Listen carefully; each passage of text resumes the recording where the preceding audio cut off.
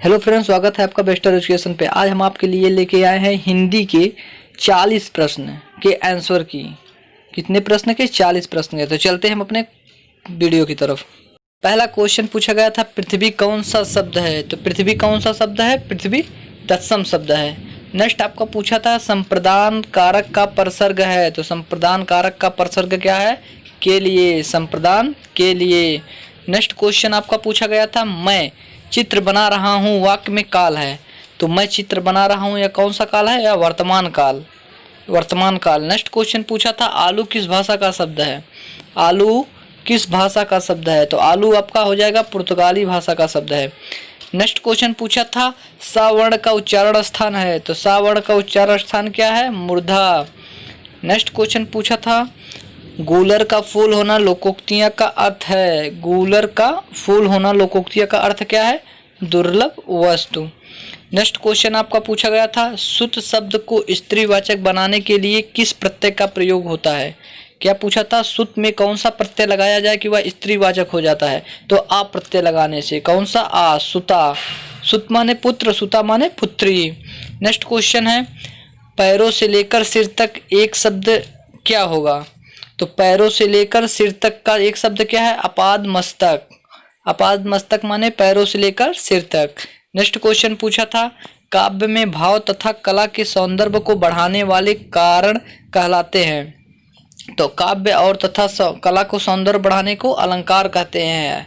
Next question पूछा था, हिंदी के सर्वश्रेष्ठ हास्य व्यंग्य निबंधकार कौन है? तो हिंदी के सर्वश्रेष्ठ हास्य व्यंग्य निबंधकार कौन थे?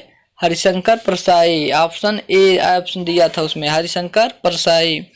नेक्स्ट क्वेश्चन पूछा था, षडानन में संधि विच्छेद है। तो षडानन में सटधन आनन, षडानन में सटधन आनन। नेक्स्ट क्वेश्चन पूछा था, चक्रधर शब्द है। चक्रधर शब्द कौन सा है? चक्रधर योगऋण शब्द था। कौन सा शब्द था? योगऋण। नेक्स्ट क्वेश्चन पूछा था, निम्नलिखित में से अनिश्चयवाचक सर्वनाम है। तो अनिश्चयवाचक सर्वनाम कौन सा है? कुछ। कुछ आपका अनिश्चयवाचक सर्वनाम है। नेक्स्ट क्वेश्चन है, संबंध बोधक अव्यय किसके साथ प्रयुक्त होते हैं? तो संबंध बोधक अव्यय किसके साथ प्रयुक्त होते हैं? संज्ञा तथा सर्वनाम के साथ। किसके साथ? संज्ञा तथा सर्वनाम के साथ। नेक्स्ट क्वेश्चन पूछा था, अस्थाई भाव को जगाने वाले और उद्दीपित करने वाले कारण है। तो कौन सा है? विभाव। अस्थाई भाव कौन जगाता है? विभाव। नेक्स्ट क्वेश्चन है, ज्यों ज्यों निहारिये नीरे है नैना ही और त्यों त्यों खरी निकरे सो निकाय। पंक्ति में कौन सा अलंकार है? इसमें अलंकार पूछा था, तो कौन सा अलंकार हो जाएगा? या पुनरुक्ति अलंकार। नेक्स्ट क्वेश्चन पूछा था, निम्न शब्द में उपसर्ग नहीं है। तो 4 ऑप्शन थे उसमें, ऑप्शन आपका दर्शन सही हो जाएगा। दर्शन में उपसर्ग नहीं है। नेक्स्ट क्वेश्चन था, हस्त काव्य के अंतर्गत आते हैं। तो हस्त काव्य के अंतर्गत कौन से आते हैं? नाटक और प्रहसन। नेक्स्ट क्वेश्चन था, चिन्ह है। किसका चिन्ह है? पुनरुक्त का चिन्ह है। नेक्स्ट क्वेश्चन था, प्राकृतिक के सुकुमार कवि कहे जाते हैं। तो प्राकृतिक के सुकुमार किसे कवि कहा जाता है? सुमित्रा नंदन पंत को। नेक्स्ट क्वेश्चन था, स्वाभिमान और स्वाधीनता का प्रतीक है। तो स्वाभिमान और स्वाधीनता का प्रतीक कौन सा है? सिंह है। नेक्स्ट क्वेश्चन पूछा था, अली शब्द के 2 अर्थ हैं। तो अली शब्द के 2 अर्थ कौन से? भौरा और सखी। नेक्स्ट क्वेश्चन पूछा था, वह बहुत बोलती है में क्रिया विशेषण है। क्या है? क्रिया विशेषण कौन सा है? तो बहुत। बहुत आपका क्रिया विशेषण है। नेक्स्ट क्वेश्चन है, उज्ज्वल शब्द में संधि है। तो उज्ज्वल शब्द में कौन संधि है? व्यंजन संधि है। उत्धन ज्वल, उज्ज्वल। नेक्स्ट क्वेश्चन पूछा था, छायावाद के प्रवर्तक हैं। तो छायावाद के प्रवर्तक कौन है? जयशंकर प्रसाद। नेक्स्ट क्वेश्चन है, पावक शब्द का उदाहरण है। तो पावक शब्द का कौन सा उदाहरण है? अयादि संधि। क्या हो जाएगा? पौधन अक। क्या हो जाएगा? पौधन अक। पावक में अयादि संधि। नेक्स्ट क्वेश्चन है, समानता काव्य में कुल कितने भेद बताए गए हैं? तो कितने के बताए हैं? 2। नेक्स्ट क्वेश्चन है, प्रसारण का विलोम शब्द है। तो प्रसारण का विलोम क्या हो जाएगा? अकुंचन, अकुंचन। नेक्स्ट क्वेश्चन है, लोक संस्कृत का जन्म हुआ था। तो लोक संस्कृत का जन्म कहाँ हुआ था? गांव में, गांव में। नेक्स्ट क्वेश्चन पूछा था, कृपण शब्द है। तो कृपण शब्द कौन सा है? तत्सम शब्द है। कृपण शब्द कौन सा है? तत्सम शब्द है। नेक्स्ट क्वेश्चन पूछा था बुद्धि भ्रमित होना मुहावरे का सही अर्थ है। तो बुद्धि भ्रमित होना मुहावरे का सही अर्थ है चक्कर में पड़ना। किसमें पड़ना? चक्कर में पड़ना। नेक्स्ट क्वेश्चन पूछा था सिर से बोझ उतारना मुहावरे का अर्थ है।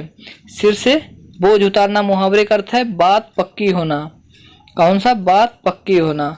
नेक्स्ट क्वेश्चन पूछा था ऋण शब्द कौन सा है? तो उसमें दिया था पशु। पशु आपका ऋण शब्द है। ऋण शब्द वो होते हैं जिनका संधि विच्छेद नहीं हो सकता। नेक्स्ट क्वेश्चन पूछा था महोत्सव का संधि विच्छेद है। तो महोत्सव का संधि विच्छेद हो जाएगा महाधन उत्सव। क्या हो जाएगा? महाधन उत्सव। नेक्स्ट क्वेश्चन पूछा था अमर का विलोम शब्द है। तो अमर के यहाँ पे हो जाएगा अंबर। अंबर का विलोम शब्द क्या हो जाएगा? अवनी।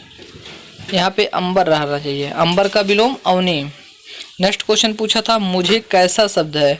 तो मुझे कैसा शब्द है? मुझे उत्तम पुरुष का शब्द है। मुझे कैसा शब्द है? उत्तम पुरुष का।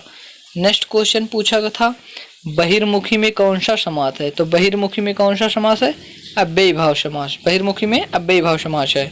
नेक्स्ट क्वेश्चन आपका बीएड में पूछा गया था सूरदास की साहित्य भाषा है।